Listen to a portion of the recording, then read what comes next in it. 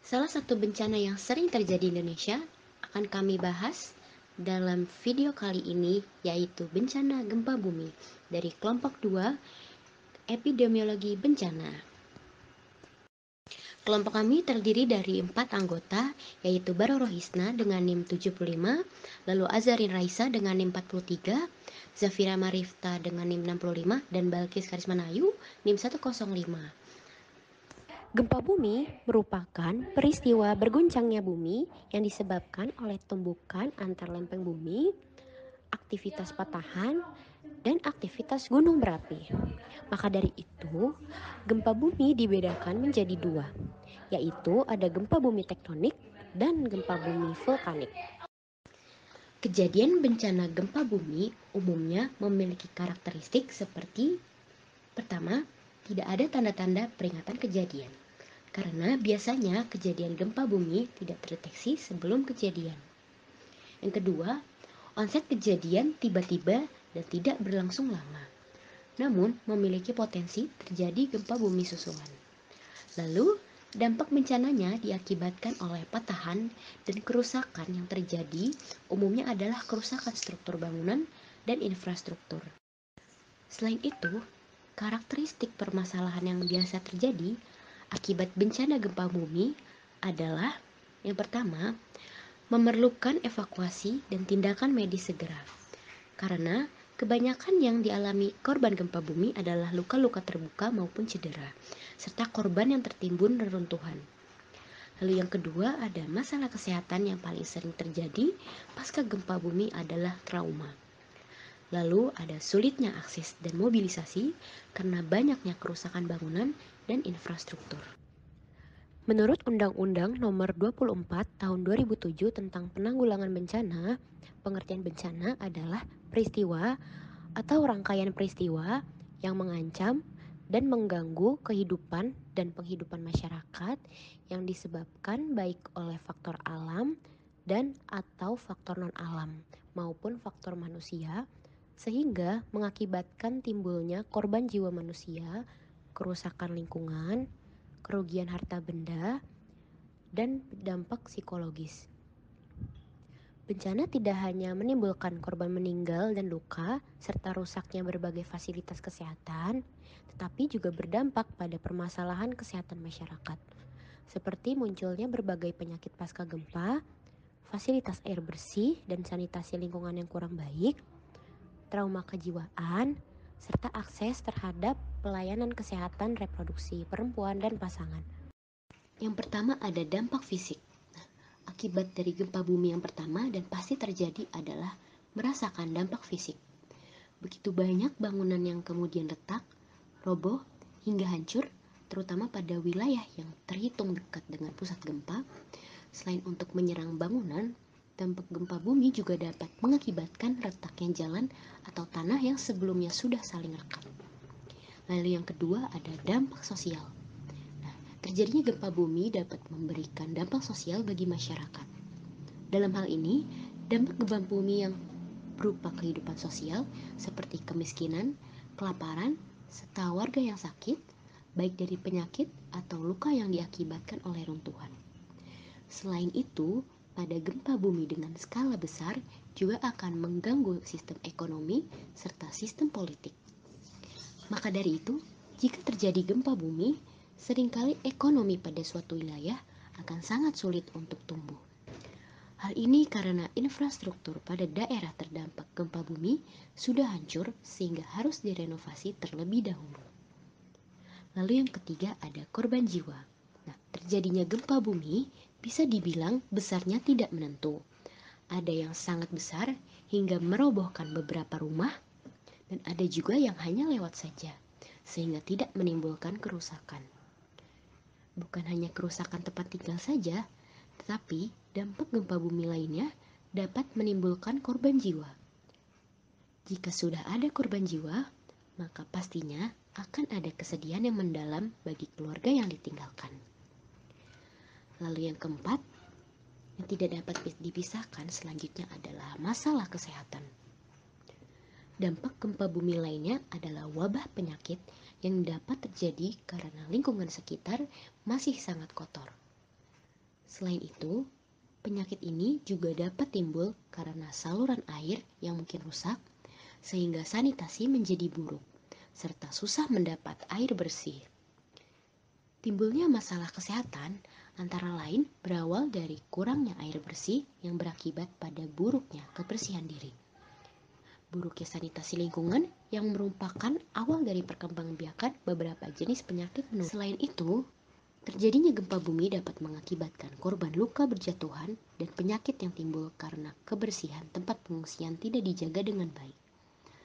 Adapun penyakit yang muncul dari dampak gempa bumi seperti demam berdarah, diare, flu, serta sesak nafas.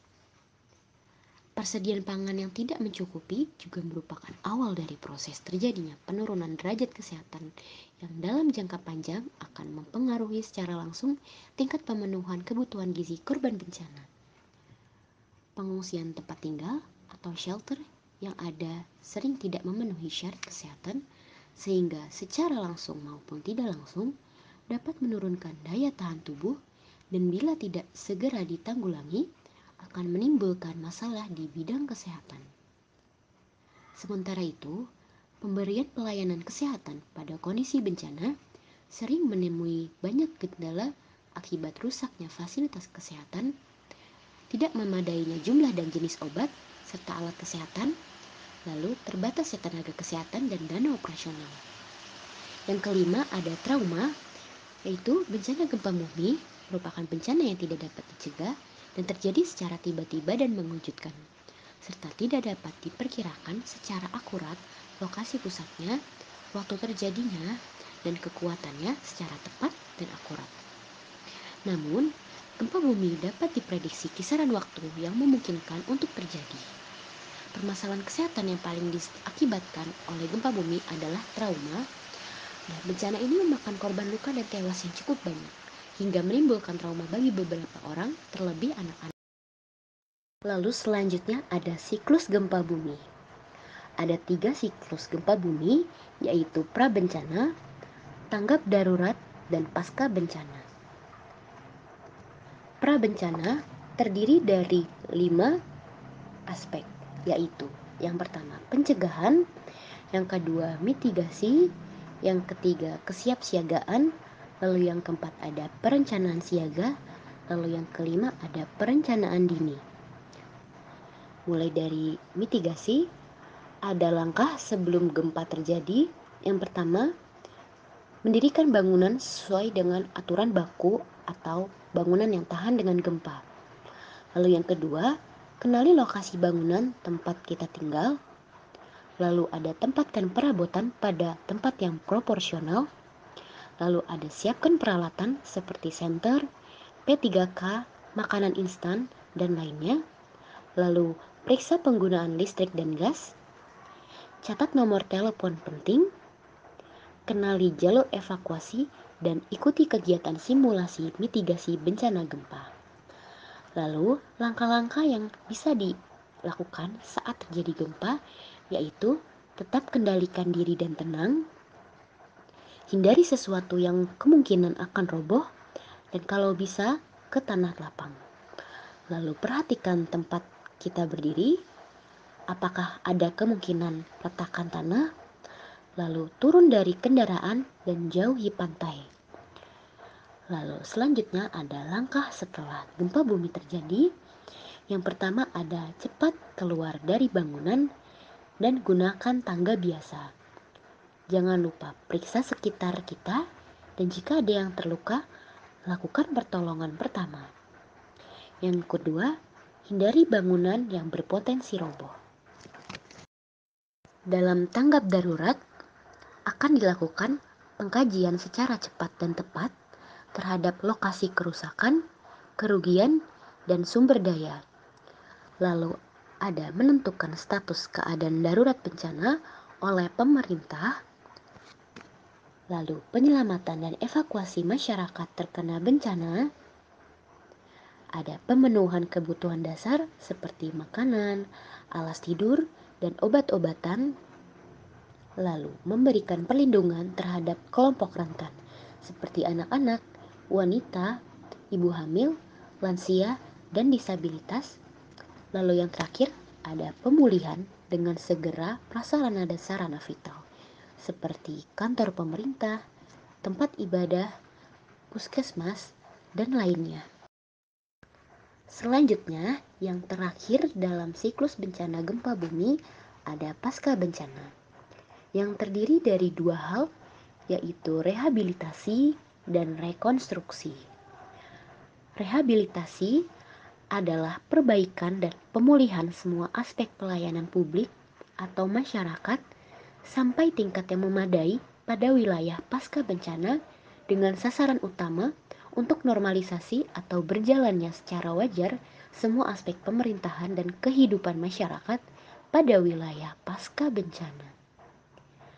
Rehabilitasi ini dapat dilakukan dengan mulai dirancangnya tata ruang daerah atau master plan, termasuk dalam kegiatan ini adalah pemetaan wilayah bencana.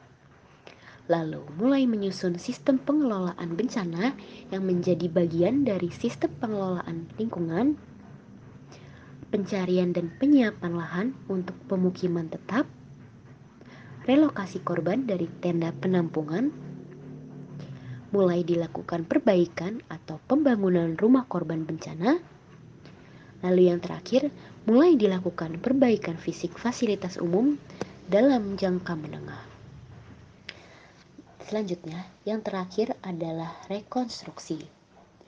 Rekonstruksi adalah kegiatan yang dilakukan dengan program jangka menengah dan jangka panjang guna perbaikan fisik, sosial, dan ekonomi untuk mengembalikan kehidupan masyarakat pada kondisi yang lebih baik dari sebelumnya. Sekian video mengenai epidemiologi bencana gempa bumi dari kami. Semoga bermanfaat untuk teman-teman semua. Sehat selalu dan terima kasih.